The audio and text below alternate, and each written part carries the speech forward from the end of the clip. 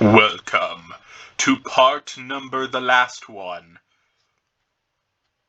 We're just gonna go through these last characters, however long it takes, which I don't think should be very long. But yeah, let's go on. Her, I don't know. Whatever. Her design is dumb. She's so stupidly big. She's supposed to be narrow gauge and she's not. So yeah, she's kind of a stupid design. Cool basis, but really they dropped the ball with her design, and I have no idea what her character is.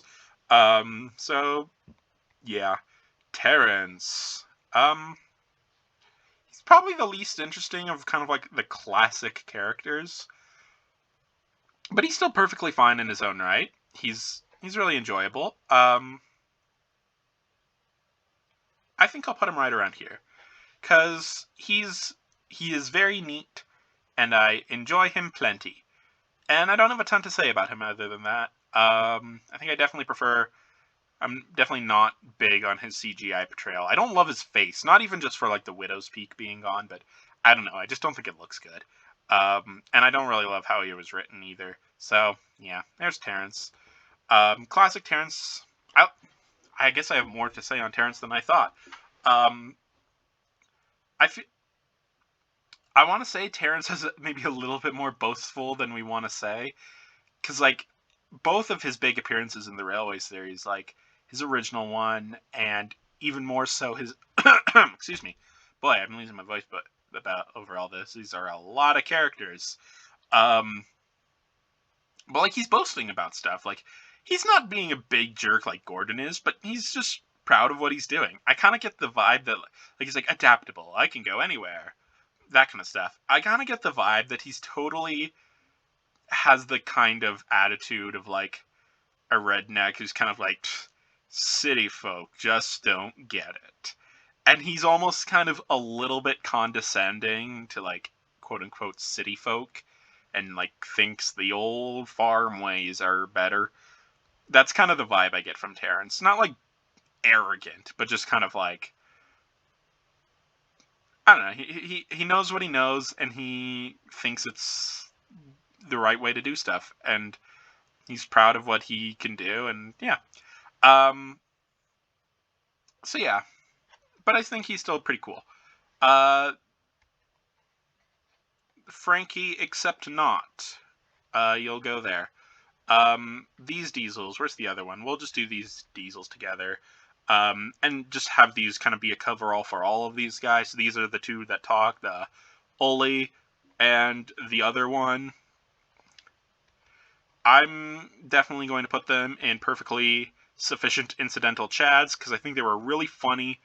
Um, they're very similar kind of to how I see like these two, Carter and Natalie, how they're like such minor roles, but they give them a lot of personality for how little they actually do, and I really appreciate that. Um, I mean, they're honestly very similar to Carter. I feel like they kind of have the same ideas in mind. In fact, I might actually put them above these two. But ultimately, like, they are what they are. They're just some random shunters that James talks to. And for what that was, they were really funny. So yeah, they're perfectly good. I don't know. In fact, I'm actually going to put you lower because you've got the same issue of Carly of being, like, 21st century design, which I guess this crane is too, so I should put you lower too, just to be consistent. Um, but yeah, like, just continuity-wise, doesn't really make sense. Like, the show cannot be in the 21st century, like, when the Reverend Audrey literally appears in the Big World movie. Um, so yeah. The Horrid Lorries, I've said a few times that, like, oh, this character is, like, one of the best antagonists about, like, George and Bulgy. But honestly, the Lorries are my favorite antagonists. Um, so I'm putting them...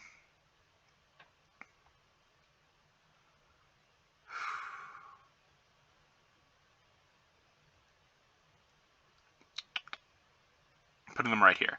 They're so cool. Horrid Lorries was one of my favorite episodes ever as a kid. Like, I rewatched that one a ton.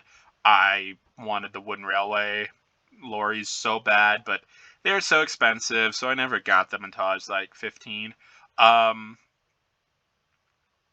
but they were just so cool, and I would what I would do to like recreate Horrid Lori is where is he? There he is. Butch has like BRK for like Breakdown 03, and I kind of associated that with like the lorries. They had like LOR1. So I would make there be like more Butches um and make them kind of my stand-in lorries, which maybe is why I kind of in my head always wanted Butch to be kind of an antagonistic character a little bit, and then was a little disappointed that he wasn't.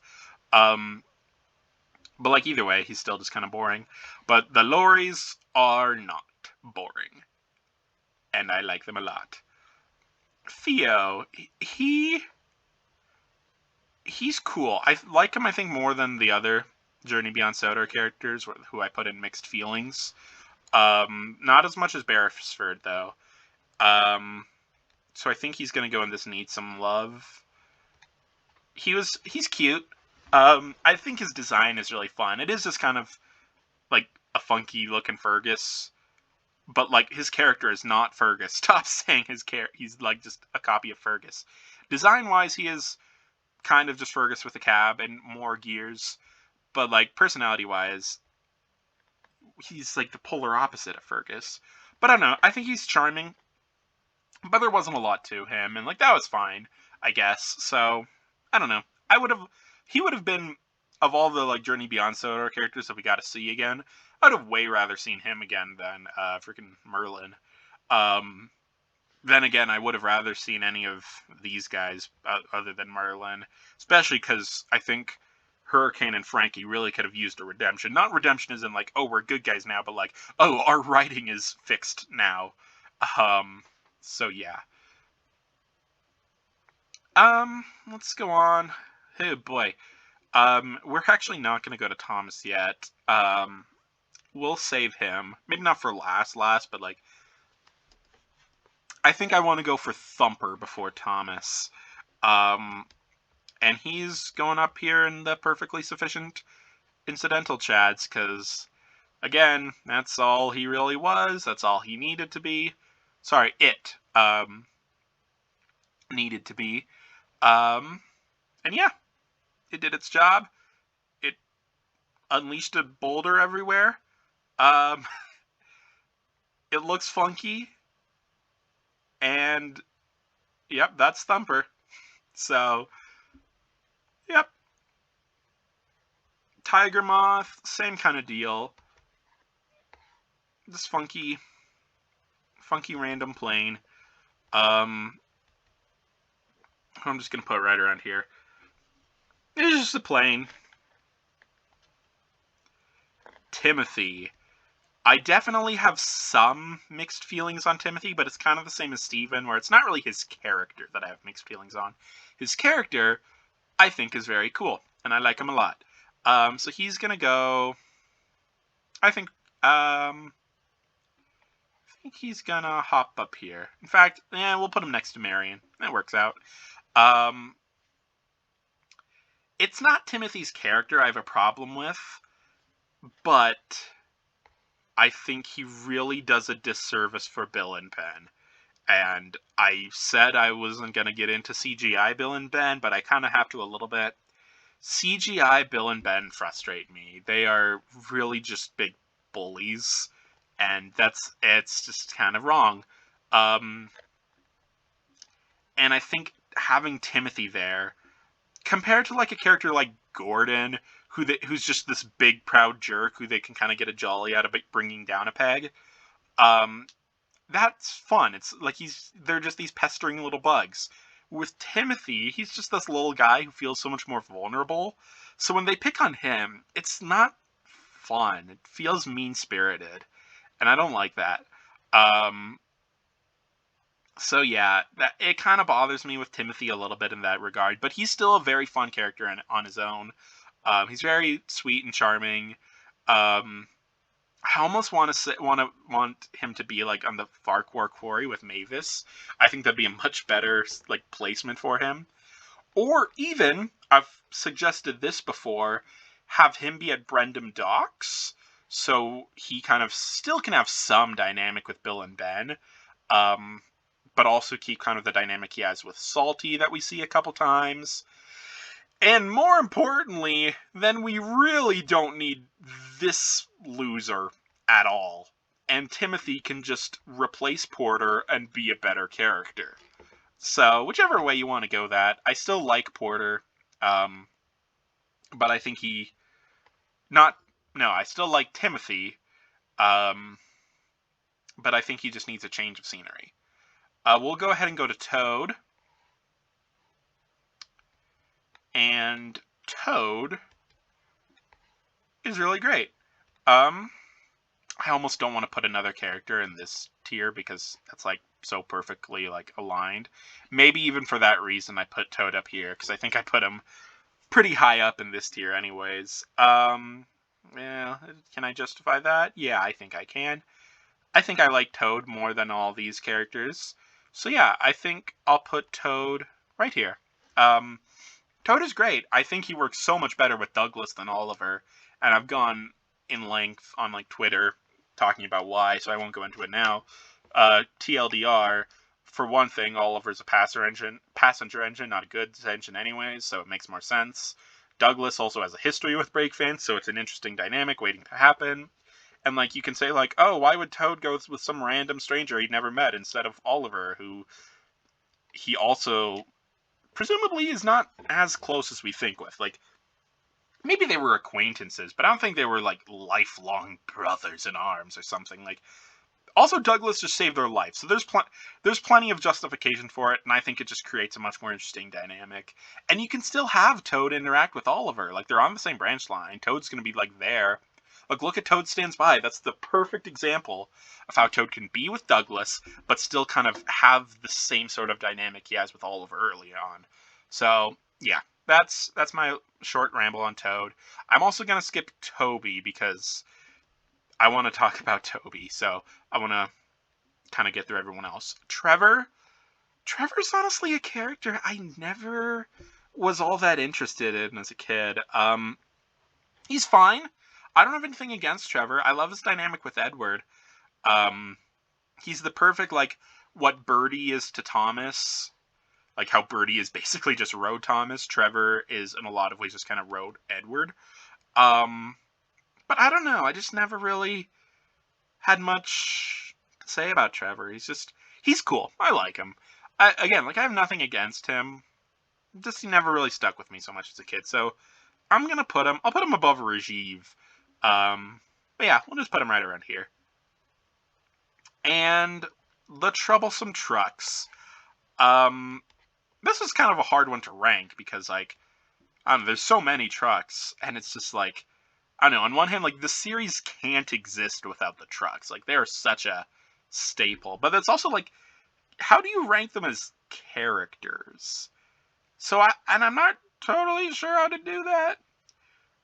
But I think I'm just gonna go ahead and, like, put them at the top of here. I am really kind of trying not to put characters in this tier because it lines up. It's it fits perfect amount, and I don't want to mess that up.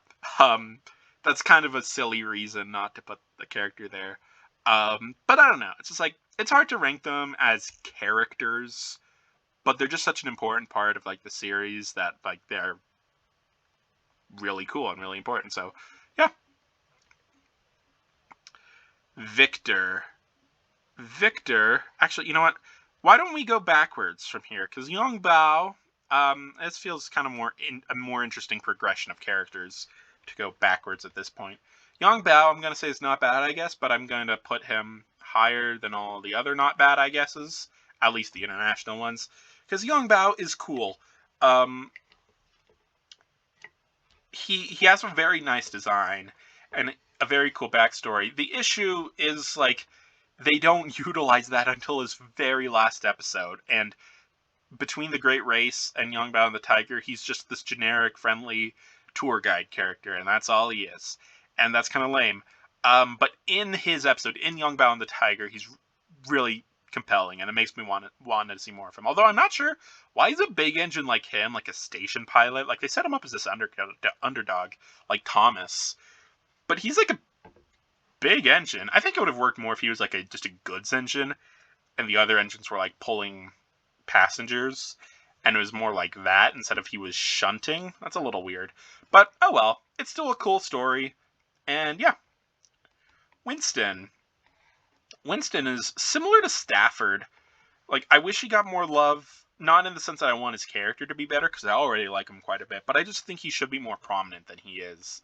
Like, he is Sir Topham Hatt's vehicle, and I think that's really significant, and he just doesn't do anything. They don't do anything with that. He just becomes a car with a face that he never really talks. And I've been trying not to, but I do really like Winston a lot. And I think I can't justify putting him lower. So I'm going to put him... I'll put him after Madge. And since the threshold is broken, let's put the trucks up here too. Yeah. That looks better than having just Scruff down on the row by himself. Okay, the threshold's broken. We lost it, but oh well. Whiff. Whiff. I think I like Scruff more than Whiff, but Whiff is still cool. He's fun. He's endearing. I like his glasses. It's kind of just a neat little thing to him. And I really like playing around with his backstory. He's a very fun character to make headcanons for. So I'm gonna put him right here. He's just pretty cool. Vinnie. Vinnie is probably the best international character, maybe other than Shankar. I don't think he needs more love, but I think I think we'll put him in this he cool. Yeah, this feels like a good tier for him. He'll be pretty low on the tier, but I think he's above Rajiv here. Yeah. Okay. He is very cool. He's a good threat that's like just a jerk and that's it. Like, it's not this big diesel steamy thing. He's just a jerk. And I think that works well. So, let's go to Victor. Victor is wonderful. I like him a lot.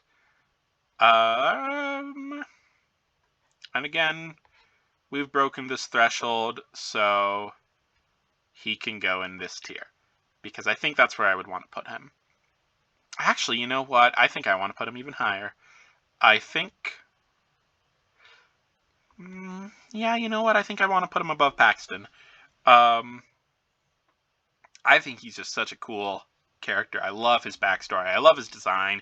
Even if he's like supposed to be standard gauge, which like, as far as I can tell, like his basis, even though it is standard gauge, it is like pretty small. So like it would look almost narrow gauge next to the bigger engines. So I could justify saying they like just made his put his wheels a little closer together when he came to Sodor, to like fit around the Steamworks better. I can justify that. But he's just really cool. I like him a ton. So he's going to go right here. All right, Toby and Thomas. We'll go Toby first. And Toby, I'm going to expose myself as a bit of a liar, because earlier I said this was my top 5 and Duncan's number 6. That was a lie. And I know I'm totally wasting the opportunity to have it be my top 5 and then 6, 7. But screw it. I like Toby more than Duncan. My love for, like, I always liked Toby, but like in the past 5 years maybe, like my love for Toby has just neumed uphill. Like, he's just so cool when he's actually himself. I think we overlook Toby a lot, because on one hand, I think he's kind of been tainted by his later versions of himself. And I think it's also similar to Boko, easy to look at him as like, oh, he's just kind of like another old wise Edward character. But oh, he's so much more than that. He's so fun. I love how stubborn he is, and he's like sometimes is not that wise. Like sometimes, like I think in Drip Tank, like when Percy asks him what a drip is, and Toby's like, it's when water falls through the roof. Like I mean, he's right. So it's not like it was dumb, but like I mean, it was like a right answer. But I don't know. It's just like he's like I feel like Edward maybe would have like picked up on the context and like given an answer that Percy needed more. But like Toby is just so straightforward. Like he thinks of a drip. He's like, this is what a drip means.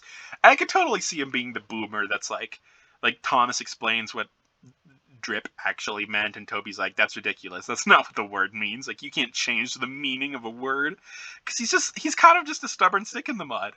But he's also like really snarky, and like I love his back and forth with James, and like how most of the back and forth is like Toby just not really caring about the back and forth, but he'll just throw a snide little remark at James, and that's all it takes. Like James will be hurling these insults or like boasting about himself, and then Toby just says one little observant comment, and James is just like fuming, and I love that. I love Toby so much. He's so cool. I really like Toby, guys. He's just, and it makes me so mad when I think of just how bad he is nowadays. Like he is, I think he is, for me at least, the worst like derailment of any character. Like the one that I disliked the most. I think maybe if we're just looking at the most derailed character, I think maybe Skarloey takes that, or Skarloey and Renee is kind of together. But Toby is, I mean, he's close to that. I think he takes number 3 in that regard. But even if not, he's the one that I hate the most. Like any episode that Toby's in, like for so long now, anytime I like learned about a Toby episode, I'm like, I'm not gonna like this episode, because I just know going in like it's not gonna be Toby, and I'm just gonna be upset watching it because of how not Toby it is. Even some of like his better ones recently, like Heart of Gold, yeah, The Truth About Toby, Toby's New Friend, like where they kind of get on the right track almost, but they don't really. It's still not Toby. It's still a shell of Toby. And I don't know. I'm sad. Because I think Mavis, the episode Mavis, has kind of become, I think maybe more specifically the original story, but the episode to a large extent too, has largely become one of my favorite episodes, because Toby is so good in it, and the dynamic with Mavis is so strong, and it's made me love Mavis even more. I love them. I love Mavis and Toby and Henrietta. I want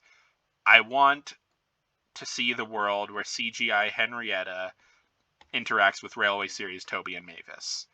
And Daisy. And Thomas and Percy and Annie and Claire. Well, CGI Annie and Clarabelle. With CGI Daisy. And then Railway Series Thomas, Percy, Toby, and Mavis. And heck, maybe throw Philip in there. Like, have him be part of that. I think that could be really cool. Yeah. Speaking of Thomas, let's go into Thomas. What a guy. He's had his ups and downs. Once again, sticking to the ups for our purposes of this list. And in that context, he's pretty high up. He's not quite here. But I think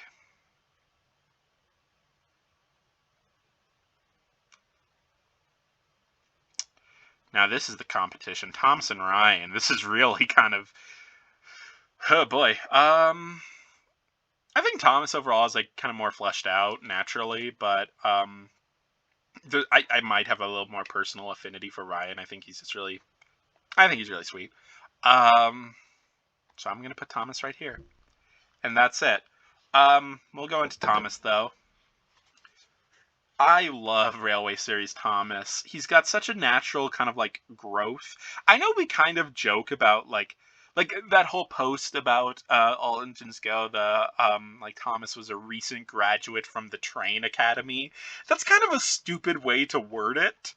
Um but just the notion of it, like if you're going to like kind of categorize Thomas's age as a character in his original stories, I think that's like the perfect way to capture it. Like I feel like the CGI series has kind of twisted our views a lot, and it's like Thomas has become this child character. But I think Thomas, like in his early stories up to like Branch Line Engines or so, I see him as like this hot-headed 22-year-old who like just graduated from college and thinks he is hot shit. And like he is gonna take the world and dominate it. And then he just gets smacked in the face and realizes, oh, I'm kind of an average Joe. I think that is exactly how I see Thomas. And then I think by like Branch Line Engines, and after that, he's kind of like a bit of a mellowed out like 30-year-old who's a bit like he likes where his life is at, but on one hand, he's still a little ticked that like he's not as famous as he thinks he should be, so he kind of becomes a bit of an asshole. Um, and I don't know. That's kind of how I view Thomas's like age, which age is a weird thing for sentient vehicles. Um, but I don't know. That's just kind of how I look at Thomas as a character. I don't know. I love how much of like this hot-headed, like he just is so full of himself in so many similar ways to like Gordon and James. Um, and I really love how he plays off of them. And also, this is more of a later series thing, so you kind of have to rectify this with like his innocent child, naive Thomas personality, which I can kind of see a way to like maybe justify that with like his early self, but then when it goes into the later self, it kind of bothers me. Um, but I don't know. Thomas is at his core a great character that captures like being an underdog, but also being like so full of himself and thinking he's above everyone like really well, and I love that dichotomy of him. Um, so yeah, here here is our list. My list, not our list, because we all have different opinions, and that's cool. That's fine. Um, heck, I have this list is probably very well, I mean, maybe not that much different than previous lists. But you guys got to be here for it, and that's what matters. Let's go ahead and get like a full.